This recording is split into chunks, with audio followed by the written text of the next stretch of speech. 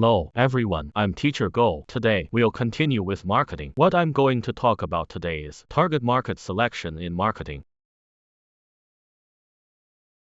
In this session, we have these learning objectives. First, we'll learn about target market coverage strategies. Second, we'll talk about choosing target market coverage strategies.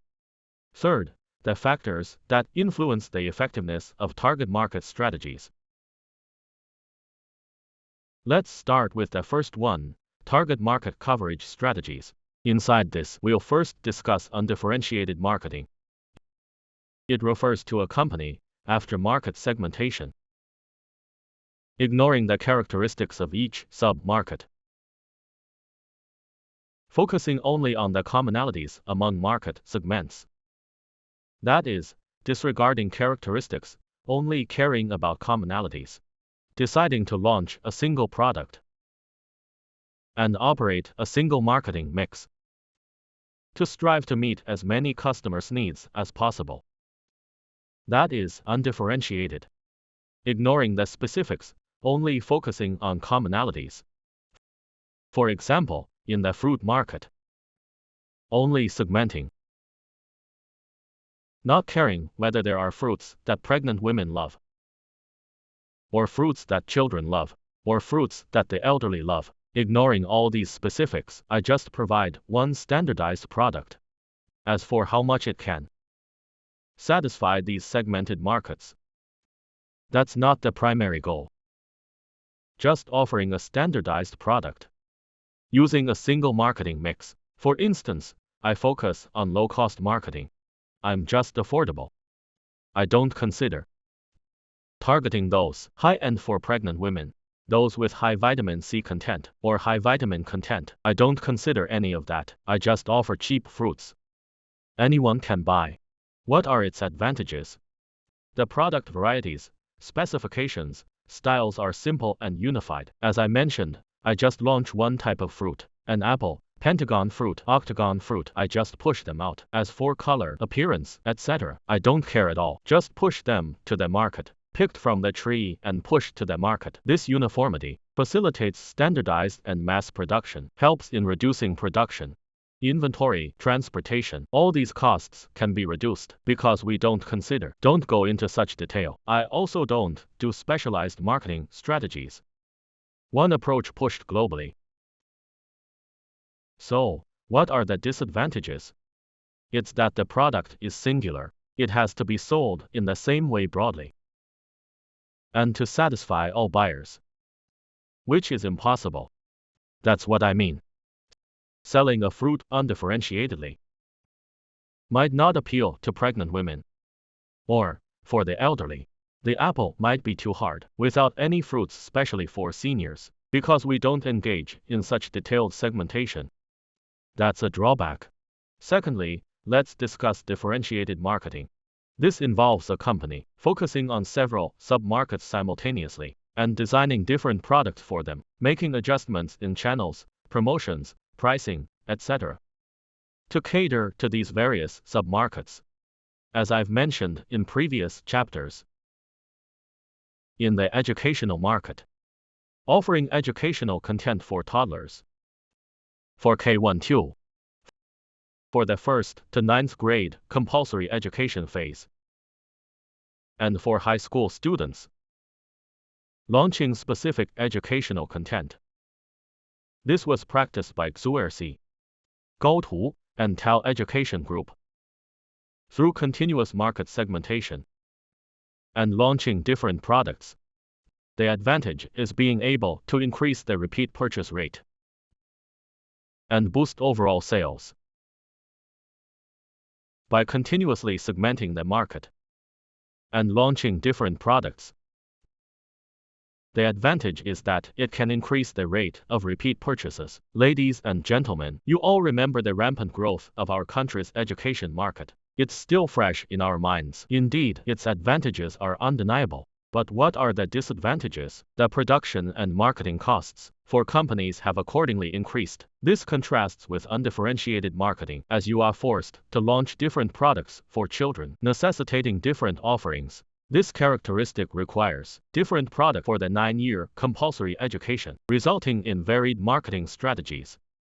Thus, the sales expenses and production costs will correspondingly increase. Now, let's talk about concentrated marketing. We encourage companies to focus all their efforts on one or a few similar sub-markets as their target market, aiming to achieve a high market share in fewer sub-markets. For example, in the case of precision machine tools, we concentrate all marketing, technology, R&D, management efforts, focusing solely on a very small market segment. The advantage is that it's relatively easier to gain a favorable position in that specific market, such as with precision machine tools.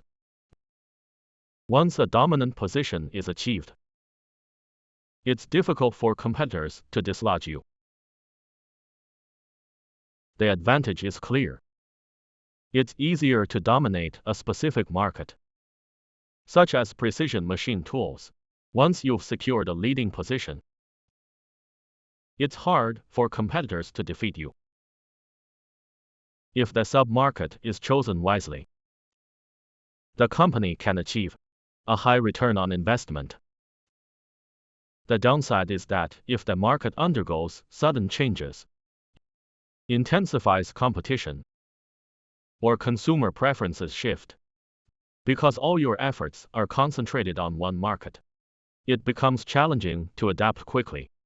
When consumer preferences suddenly change, it's difficult to pivot swiftly, because your research and development efforts and talent accumulation are primarily in this field. If consumers suddenly lose interest and you wish to shift focus, it requires time. Therefore, the disadvantage is, it can put the company in a difficult position. For example, there was a time in Japan with the production of televisions, choosing between LED and plasma production, they concentrated all their efforts on developing plasma TVs. Suddenly, it was found, consumers' preferences for plasma TVs had suddenly changed. Everyone discovered LEDs were better. But because these Japanese electronics companies did not make quick changes, it led to a decline in the Japanese electronics industry, which is now collectively facing a downturn. This easily proves the point about the issue with concentrated marketing.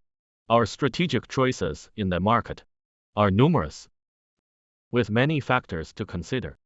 One is our own resources, the homogeneity of the product, the homogeneity of the market, and the life cycle stage of the product, whether it's in the maturity, introduction, or decline phase. Also, the competitive strategies for target market coverage, and considering the choices made by competitors. This can involve game theory, meaning the choices of your opponents affect your decisions. Let's look at the factors affecting the effectiveness of target market strategies. The first is organizational structure, referring to a company's functional departments and various branches, and their ability to quickly adapt to the chosen target market. If your organizational structure is rigid, unable to adjust strategies to adapt to new target markets, this will affect the implementation effectiveness. If you make flexible changes, you might achieve very positive outcomes. The second is internal policies, which refers to if market segmentation essentially involves cross-functional departments, requiring experts to participate. Our enterprise often solidifies certain departments over the long term of operation.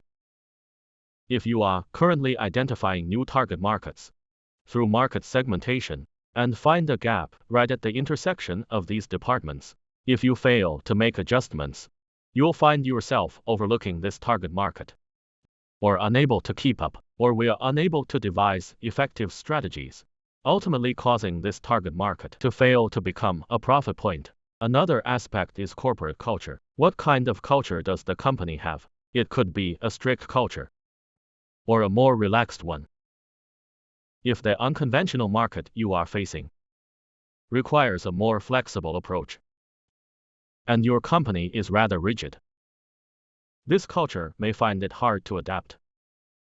Failing to adapt means failing to extract the proper benefits from this target market. Other influencing factors include the company's capabilities. Do you have the ability to satisfy this target market? You might be able to analyze and see the needs, but lack the ability to meet them.